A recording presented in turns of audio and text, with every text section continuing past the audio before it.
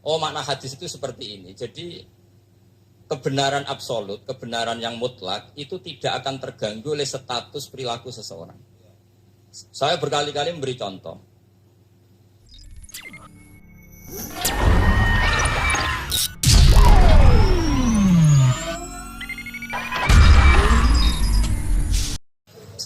Assalamualaikum warahmatullahi wabarakatuh. Bismillahirrahmanirrahim. Allahumma sholli wa sallim ala sayyidina Muhammadin wa ala alihi washabihi asma'in nama ba'du. Sedanten ingkang kula hormati wabil khusus teman Bapak kula Kiai Haji Agus Ali Masyuri. Beberapa kiai yang tanpa ngurangi rasa hormat, saya hormati semua. Ini ada beberapa Gus. Ini saya ngaji insyaallah seperempat jam. Seperempat jam nanti yang menghisap Gus Kausar berapa Gus? 10 menit. 10 menit. Begini, sebetulnya saya membela semua umat Islam itu ahlul jannah. Karena saya ini ibarat marketing. Kalau orang Kristiani itu kan setiap orang mati sudah tenang bersama Bapak di surga. Jadi kampanye itu menarik sekali. Sementara kita sudah kiai, sudah imam masjid, sudah ulama, masih saja dikhawatirkan su'ul khotimah. Ini kalau kampanye ini tidak imbang, ini nanti saya takut kalah. Makanya saya bilang pokoknya semua orang mukmin itu ahlul jannah. Karena memang asli hadisnya seperti itu. Man qala la ilaha illallah dakhalal jannah. Bahwa kemudian ada beberapa kiai yang mungkin wataknya itu pesimis, kemudian bikin sekian aturan-aturan yang sebetulnya itu cerminan dari pesimisnya. Terus akan-akan masuk surga itu susahnya bukan main. Nah itu saya tidak setuju karena tadi pasti kalah dengan kampanye sebelah yang setiap orang mati dibilang sudah tenang bersama Bapak apa? Di surga. Jadi ini penting. Terus kedua saya bilang agama ini sudah begitu baik. Masa kunci surga sudah dibocorkan miftahul jannah la ilaha illallah. Masa sudah pegang kuncinya nggak jadi masuk surga itu kan aneh. Ya sudah masuk saja, tapi tidak usah minta bantuan saya, masuk aja. Kan sudah pegang kuncinya. Terus ketiga, kenangan terburuk saya ketika jadi kiai itu gini. Saya ada beberapa guru SD datang ke saya. Ini agak-agak masalah besar. Gus boleh enggak buka ujian nasional yang masih disegel? Semua guru bilang enggak boleh, itu kriminal kan. Ada satu guru yang bikin analogi agak kacau. Boleh saja. Wong ujian di kuburan saja dibocorkan para kiai enggak apa-apa. Itu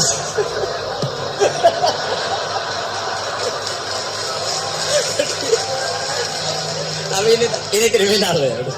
Perhatian kepada kiai, nggak boleh memukul pemateri.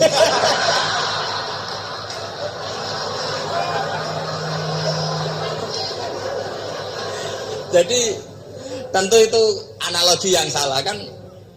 Marrobuka kan, Tuhan kamu siapa, Nabi kamu. Tuhan kamu siapa, Nabi kamu siapa, imam kamu siapa. Ini kan sudah dibocorkan oleh para kiai. Artinya apa? Nak raiso jawab kebablasan gitu. Terus guru ini berpikir kalau ujian akhirat sekrusial itu saja bisa dibocorkan, kenapa ujian nasional tidak boleh? Tentu ini kias yang salah, saya tidak ngajari seperti itu. Tapi saya ngajari ke kalian betapa mudahnya masuk surga. Kunci jawaban sudah dikasih, kunci pintu masuk sudah dikasih. Kok sampai tidak masuk, ini kebablasan. Paling salah gurunya. Jadi ini kenapa saya sering cerita orang mukmin semuanya itu min ahlil jannah. Itu saya jamin. Sama tidak usah takut su'ul khotimah, tidak usah takut berlebihan seperti itu. Karena setahu saya, setidaknya saya mewakili ulama zaman ini. Rata-rata guru kita ini bermadzhab Syadzili dalam berkeyakinan berpikir tentang Allah. Di antara ini yang mulai saya ngomong serius, supaya tadi kan guyonannya sudah diambil Gus Reza sama Gus Kausar. Saya tahu kenapa mereka guyon. Kalau ngomong serius takut kalah sama saya.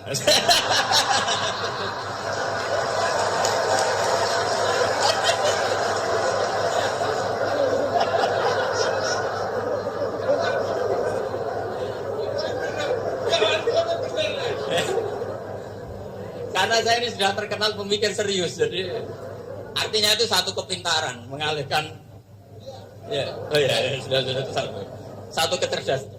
Tidak hanya ngalim tapi betul cerdas. Jadi itu bukti beliau-beliau ini cerdas itu. Saya berpikir begini, ini madhab Syadzili. Kita semua tentu Syadzili karena kita semua ngaji kitab Hikam. Kita tahu kitab Hikam itu muridnya Abdul Abbas Al-Mursi. Abdul Abbas Al-Mursi muridnya Syekh Abil Hasan apa? Asy-Syadzili. Saya masih ingat betul makalah itu dan saya ulang-ulang. Setiap saya ngajar di sarang saya ajarkan. Kilali kata Abdul Hasan Asy-Syadzili. Saya pernah dapat hadis, dapat semacam ilham. Apa makna min syarril waswasil khannas? Itu kata beliau dijawab oleh Hatif itu. Hatif itu nggak perlu diterjemah tadi ada karena tadi diajarin itu. Apa yang dihidupkan itu nggak perlu dijelaskan. kata Hatif tadi, waswasun yadkhulu bainaka wa baina habibika. Yumsika al-tofahu al-hasanah wa yudzakiruka af'alaka asayya. Wa yukassiru indaka dzatas shimal wa yuqallilu indaka dzatal yamin. Liya'dila bika an husni dzanni billah ila su'i dzanni billah. Jadi yang dikatakan waswas adalah kamu digiring untuk hanya ingat sisi-sisi kamu yang negatif. Dilupakan bahwa Anda punya sisi-sisi yang positif. Misalnya seperti ini, mungkin secara fikih tadi banser-banser tegas. Wah ini masalah, lelaki perempuan dipisahkan gini-gini. Tapi kenapa Ghazali bilang ya sudah gini gak apa-apa. Sebetulnya ada rukhsah. Rukhsah itu karena ini di depan umum. Yang paling pantangan Nabi itu layak luwana rojulun bimro'atin. Ini ada yang menjaminnya gitu. Malah khawatir saya di sini dipisah tapi setelah berduaan nggak bisa. Jadi toleransinya karena ini di depan umum. Itu masih ada toleransinya. Layak luwana rojulun bimro'atin. Begitu juga ketika kita dosa, misalnya kita dosa. Orang Islam setiap dosa itu pasti ingat salahnya, atau kemudian istighfar. Dan ketika satu kebaikan dibandingkan keburukan, itu kata semua ulama, karena sayi'ah itu bernilai 1, kebaikan bernilai apa? 10. Itu masih surplus berapa? 9. Jadi itu cara berpikir Abdul Hasan Asy-Syadzili. Kenapa kamu harus berpikir positif tentang Tuhan? Sekali berpikir tentang negatif, itu bahaya betul. Misalnya begini, kamu berpikir tak rewangi jadi kiai, sujud, rukuk, ternyata aku tetap lebu neraka. Gunanya apa? Itu menurut saya kan nggak punya akal. Sujud itu satu kelaziman menghamba kepada Allah. Normalnya seorang hamba itu ya sujud. Kemudian gara-gara kamu ingin masuk surga, terus logika kamu dibalik. Gunanya apa saya sujud? Ternyata saya masuk neraka. Itu pertanyaan yang benar-benar bodoh dan itu menjadikan Allah benci. Logikanya dibalik begini. Ini saya ngomong serius karena ini bentuk kemenangan saya ini bentuk kemenangan saya. Saya berkali-kali ngomong di kota pelajar di Jogja karena banyak pengujinya juga. Bukan sekedar pendamping tapi penguji. Banyak yang profesor, bukan sekedar dokter, banyak yang profesor. Jadi ya ini dok. Begini. Saya pernah ditanya sama seorang dosen, Gus, saya ini ngaji hadis banyak, tapi ada yang saya tidak paham. Yaitu mangkola la ilaha illallah dakhala jannah, ada kalimat wa in zana wa in sarqa. Meskipun pernah zina, pernah maling. Ini kan seakan-akan mentoleransi perzinaan dan pemalingan. Terus saya bilang, oh makna hadis itu seperti ini. Jadi kebenaran absolut, kebenaran yang mutlak itu tidak akan terganggu oleh status perilaku seseorang. Saya berkali-kali memberi contoh. Orang yang ditangkap KPK akan bilang 1 tambah 1 2. KPK-nya juga bilang 2. Rivalitas dalam politik, Pak Prabowo ya bilang 2, Pak Jokowi juga bilang 2. Orang yang zaniyah, yang lonte pun akan bilang 2. Muftinya juga bilang 2. Ketua MUI-nya juga bilang 2. Artinya gini, kebenaran yang absolut adalah kebenaran yang siapapun akan meyakini seperti itu. Seperti 1 ditambah 1 2. Kamu punya musuh bilang 2. Kalau ibu-ibu ini punya maru ya marunya bilang 2 tadi tambah mama. Enggak tahu saya terjemahnya apa tadi. Nah, kebenaran yang absolut itu kebenaran yang siapapun pasti mengakui. Dan uniknya begini, saya pernah ngaji acara himmah, acara pondok sarang di Demak. Kalau kamu bilang 1 ditambah 1 menjadi 2, untuk mengatakan 2 itu kamu butuh hadiah enggak? Mereka semua jawab enggak. Kita semua enjoy saja mengatakan tembok itu putih. Kenapa? Karena memang putih. Kita mengatakan 1 tambah 1 2 karena memang kita tanpa presentasi dapat hadiah, dapat penghormatan. Kenapa untuk mengatakan Allah itu Tuhan kita butuh surga? Memangnya kalau tidak ada surga Allah tidak jadi Tuhan? Ini problem orang soleh-soleh yang terlalu pesimis. Makanya nanti orang-orang soleh itu masuk surganya berat. Tapi kalau orang alim lebih gampang kira-kira seperti itu. Iya, karena kan imannya lebih bagus. Dalam hadis qudsi, Allah ini yang dibeli orang-orang soleh. Laulam akhluk jannatan wala naron alam akun ahlan an uto'a. Dalam hadis qudsi. Kalau saja saya tidak menciptakan surga dan neraka, apa saya tidak jadi Tuhan yang perlu ditaati? Apa kalau kamu tidak saya kasih uang 1 juta terus bilang 1 tambah 1 11? Enggak kan? Tetap bilang berapa? 2. Kalau kebenaran absolut yang 1 tambah 1 kamu bilang 2 meskipun tanpa mendapat hadiah. Kenapa untuk bilang Allah Tuhan kamu butuh hadiah surga? Itu kan serah ikhlas belas. Makanya saya terus mengajarkan ikhlas. Ikhlas itu bisa dilatih dengan akal, dengan pikiran, bil ilmi lah. Harus dilatih.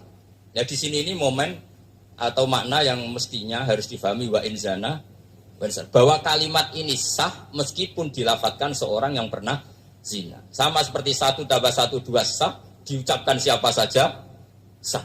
Dan siapapun akan mengucapkan itu secara ikhlas. Ini penting saya utarakan.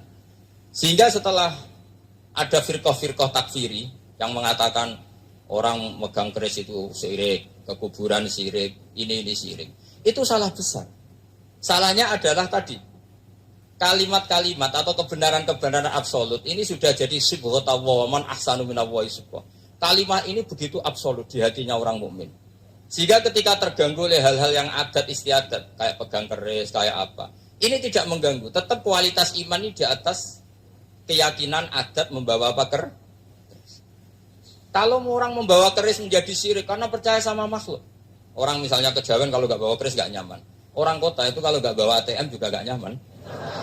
Itu tidak dihukumi syirik. Kamu pergi lupa bawa HP nyaman enggak? Enggak, kenapa tidak dihukumi syirik?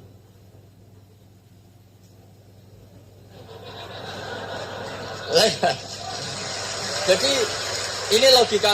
Jadi makanya ini Gus Reza boleh kritik saya. Saya itu berkali-kali bilang, saya termasuk ulama yang mau bikin gerakan cangkem elek.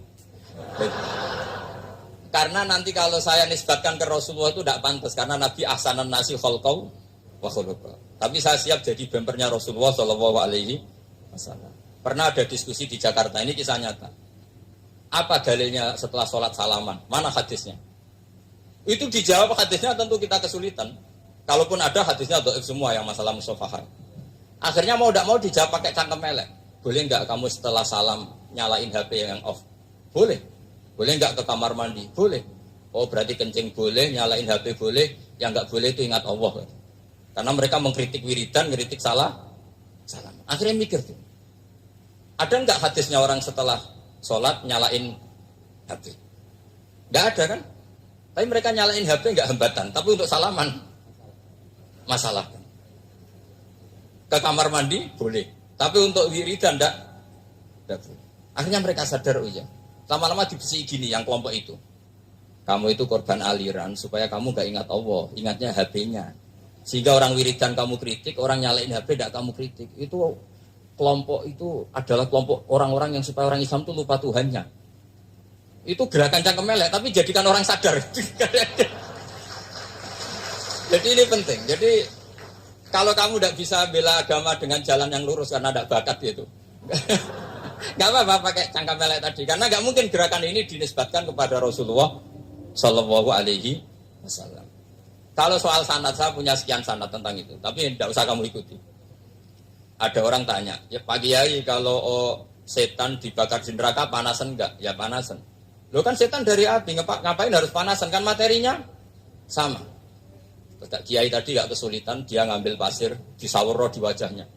Wah sakit Kiai, kamu kan dari tanah, kena tanah kok. Jadi itu ada sekian, artinya gini ya, kalau kesulitan jawab pakai baik-baik ya sudah pakai cangkem elek itu aja kan. Tapi tentu kan gerakan ini tidak mungkin dinisbatkan kepada para nabi.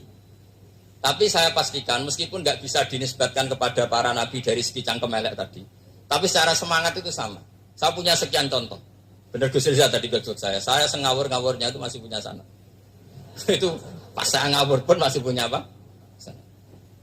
Nabi Ibrahim itu ketika faja'alahum juzatan illa kabiralahum itu si berhala paling besar dikasih kapak. Ketika mereka geger, ini siapa yang berhala-berhala kecil? Kata mereka, sami'na fatay yadhkuruhum yuqalu lahu Ibrahim. Ya kira-kira Ibrahim lagi. Terus Ibrahim didatangkan, siapa yang melakukan ini semua? Ini jawaban Nabi Ibrahim, bal fa'alahu kabiruhum hadza. Ya tanya yang bawa pedal, saya kan enggak bawa. Terus kata orang-orang, otak kamu itu di mana? Masa berhala disuruh nanya, kan enggak bisa ngomong. Ibrahim kebalikan, uffil lakum wa lima ta'buduna min dunillah. Lalu otak kamu di mana? Sudah tahu enggak bisa ngomong kok disembah gitu.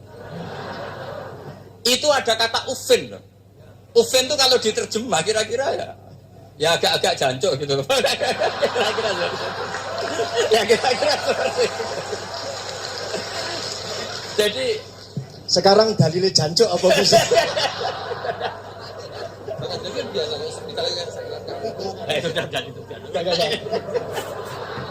Gimana?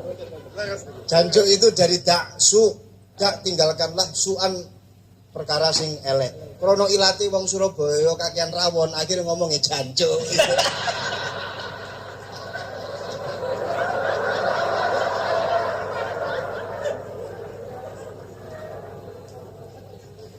Jadi mulai dulu melawan kebatilan itu harus pakai logika yang vulgar. Karena memang nggak mungkin dengan bahasa-bahasa priayi itu nggak mungkin. Dan ini penting saya utarakan. Nah, kalau nanti nggak mungkin dinisbatkan kepada Rasul karena Nabi adalah ahsanan nasi khalqa wa khuluqa, kita yang ngambil alih saja. Gus Reza, saya, Gus Kalsan ini cara tangkem elek kan pantas. Luas. Selain bakat ya sudah natural. Karena memang itu cara kita menjelaskan kebenaran. Saya ulang lagi, itu cara kita menjelaskan apa? Kebenaran. Mau tidak mau. Saya pernah ditanya sama seseorang, Gus, beberapa nabi itu kan poligami. Poligami itu bukti hipersek. Karena yang tanya itu orang nasionalis, nggak pati senang Islam. Terus tak balik tanya, perempuan itu makhluk lemah enggak? Iya lemah. Kalau nolong lemah satu itu gimana? Ya baik. Kenapa nolong dua jadi tidak baik? Harusnya kalau nolong tiga tidak baik. Tapi saya tidak dukung poligami. Nah, ini cerita. Setidaknya mereka jadi ingat. Saya itu pernah ditanya agak-agak orang ateis. Dia benci Islam, tapi meneliti Islam. Pertanyaan kedua, kenapa dalam perang itu seakan-akan Nabi itu perampok? Hartanya orang kafir disita, kemudian menjadi ghanimah. Itu kan kayak ngerampok. Terus saya tanya gini, kalau ada penjahat ke rumah kamu, kemudian pakai senjata api, setelah kamu ringkus, itu senjata api kamu kembalikan apa kamu sita? Oh ya saya sita, kalau tak kembalikan dipakai ngerampok lagi. Ya sama seperti itu, kalau kekuatan mereka dikembalikan, akan dipakai kekuatan mereka lagi.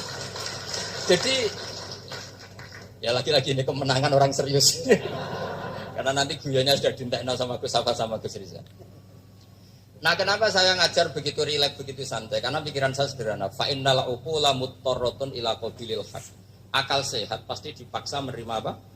Kebenaran. Sehingga kebenaran itu tidak usah kamu ngomongkan secara serius, secara tidak perlu. Kebenaran itu mudah diterima. Saya itu pernah ngaji berkali-kali di Jogja di mana-mana sampai ada buku seorang dokter nulis tesisnya itu bangga lagi menjadi muslim setelah ngaji saya itu. Karena saya menerangkan itu ringan. Orang Islam itu harus mencintai Allah. Ciri utama cinta itu tidak tegang, rileks. Saya bilang begini, kalau kamu pernah 1 tahun digratisi orang rumah, makanan, kamu kira-kira itu mudah nggak mencintai orang yang berjasa sama kamu minjemin rumah dan kasih makan gratis? Mudah kan? Apalagi kita ini mudah mencintai orang yang minjemin mobil 1 tahun, ngasih rumah 1 tahun, apalagi selamanya. Kenapa kita tidak mudah mencintai Allah yang memberi kita bumi, air, oksigen, semuanya kita dikasih Allah. Akhirnya mereka mikir, wong mencintai seseorang yang ngasih dalam durasi 1 tahun saja mudah, apalagi mencintai Allah yang ngasih kita tanpa batas. Itu disebut walladzina amanu asaddu hubbal lillah. Orang mukmin itu mudah sekali mencintai Allah. Caranya dilatih tadi. Kita mudah mencintai orang yang berjasa sama kita. Kenapa tidak mudah mencintai Allah yang tentu jasanya lebih besar? Nah, karena akhir-akhir ini banyak orang yang terlalu nazir, terlalu kata Nabi kan basyiru walatu nafiru yasiru walatu asiru. Sehingga saya bikin gerakan. Pokoknya semua orang mukmin pasti masuk surga. Nanti soal ada kesalahan-kesalahan kecil yang menjadikan orang su'ul khotimah itu sifatnya kehati-hatian. Jangan menjadi hukum. Hati-hati itu tidak menjadi hukum. Kalau kamu nyupir hati-hati itu bukan berarti pasti kecelakaan, enggak. Hati-hati itu ya hati-hati saja, tidak menjadi hukum. Ini penting saya utarakan karena kubu sebelah kampanyenya sudah tadi, setiap mati pasti tenang bersama Bapak di surga. Sementara kita mau kampanye, kamu sholat tidak mesti diterima, haji tidak mesti diterima, jadi kiai tidak mesti masuk surga. Coba kalau kita kampanye gitu terus, yang mau jadi muslim itu siapa? Jadi ini sudah tak perhitungkan matang-matang, saya milih macam seperti itu. Ya ini saya pikir sudah, ini pembandingnya supaya punya waktu. Saya suka sekali. Nah ini yang sesi terakhir ya, sesi terakhir. Saya akan cerita peke karena Nyuwun sewu Gus, ada iklan sebentar dari ibu-ibu. Pentolan mic kurang dekat ke mulutnya Gus Baha. Sehingga suaranya tidak terdengar sampai ke belakang. Oh, gitu, pentolannya didekatkan Gus. Oh, gitu. Ini kalau ngomong konotasinya itu mesti nyerempet. Sudah apa ya? Sudah ahlinya di situ. Ya malah kayak begitu.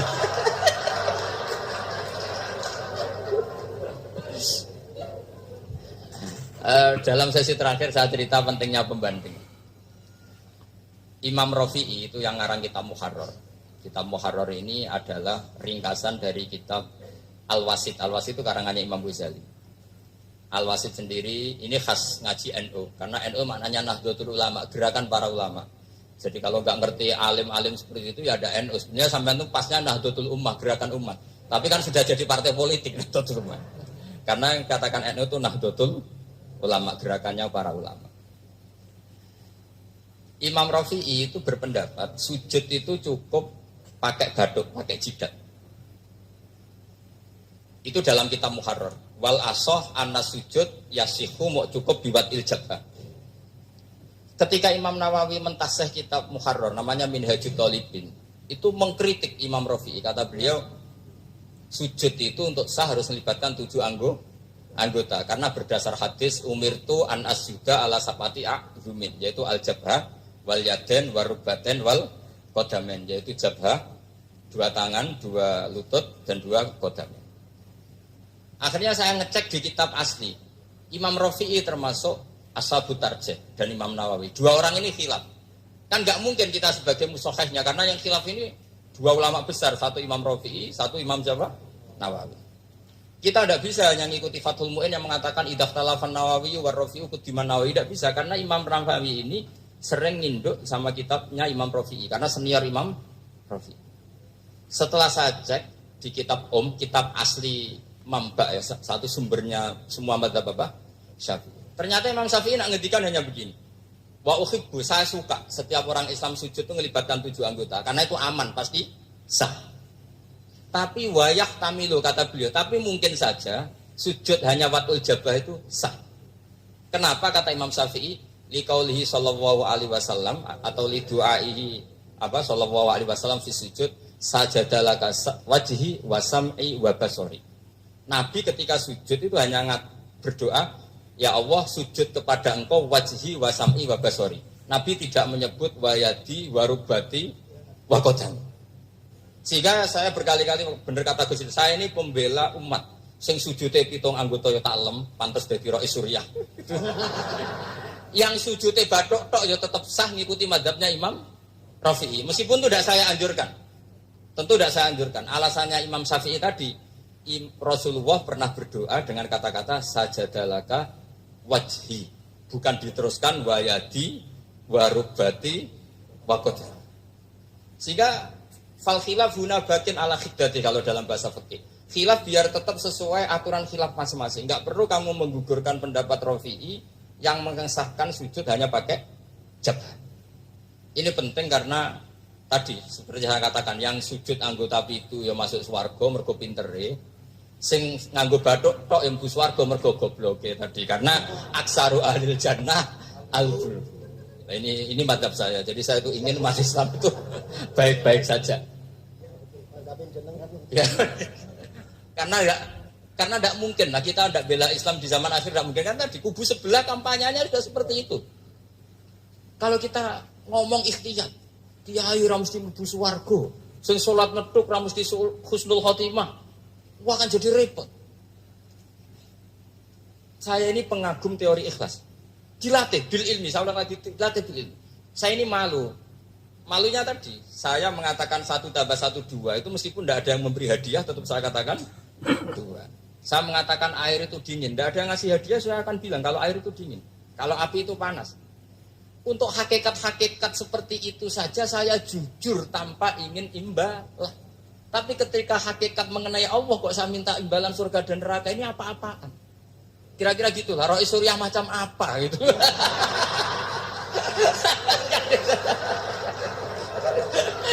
Ya saya kira demikian. Assalamualaikum warahmatullahi wabarakatuh. Waalaikumsalam warahmatullahi wabarakatuh.